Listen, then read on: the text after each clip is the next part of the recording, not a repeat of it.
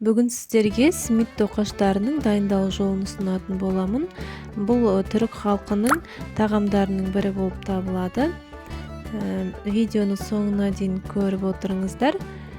Және де видео ұнаса лайк басып, комментарий жазуды ұмытпаңыздар, каналға тіркеліп қойыңыздар. Бұл тоқаштарды дайындау үшін бізге ең алдымен 3 кесе ұнымызды аламыз, немесе 500 грамм ұн өлшеп алсаңыздар болады. 1 ас қасық ашытқымызды саламыз, 1 ас қасықтай тұзымызды саламыз, 1 ас қасық қантымызды салып, осы құрғақ заттарды араластырып аламыз.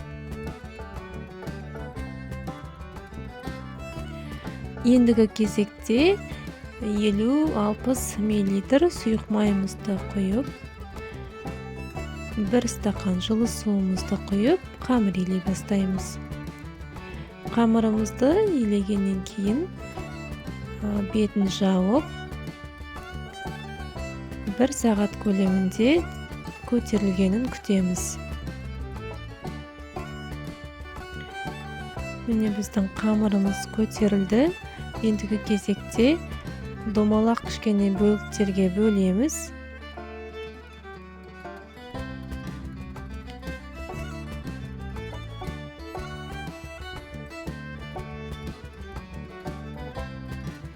Қамырымыз өте жұмсақ болады, бірақ қолға жабыспайтындай болады.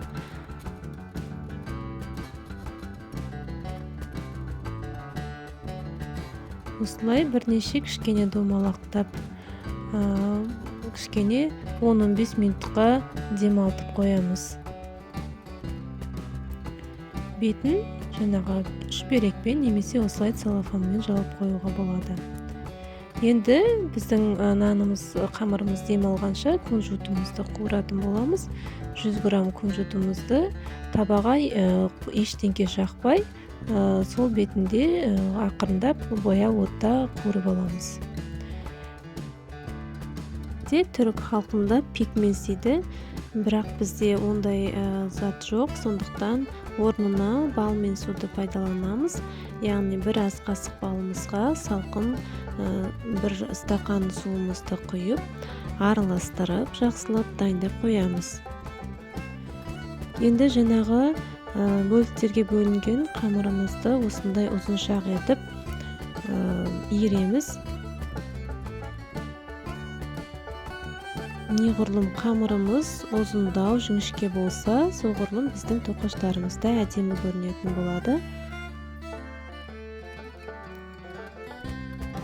Екі жағын біріктіріп, домалақ етіп дайындап аламыз.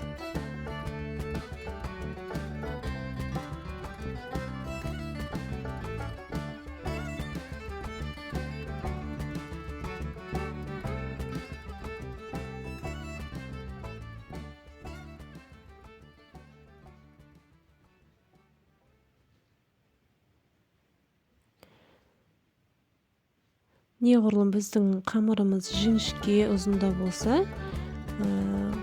жақсырақ болады. Сондықтан барынша жіңішкертуге тырысыңыздар.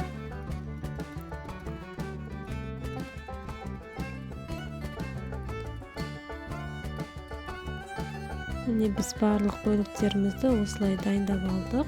Ендігі кезекте жаңағы дайындап қойған бал мен суымызға малып, одан кейін күнжутқа аунатып, әдемі тоқаштарымызды дайындайтын боламыз. Алдымен бал мен суға малдық, одан кейін күнжутқа малдық және пергамент қағазы төселген противенімізға салып қойдық. Енді осы противенде 10-15 минут қамырымыз көтерілгенше күтетін боламыз.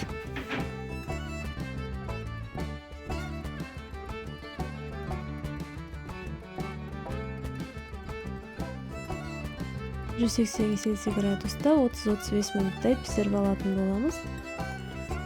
Каналымда көптеген рецептермен бөлісетін боламын. Міндетті түрде каналыма тіркеліп қойыңыздар.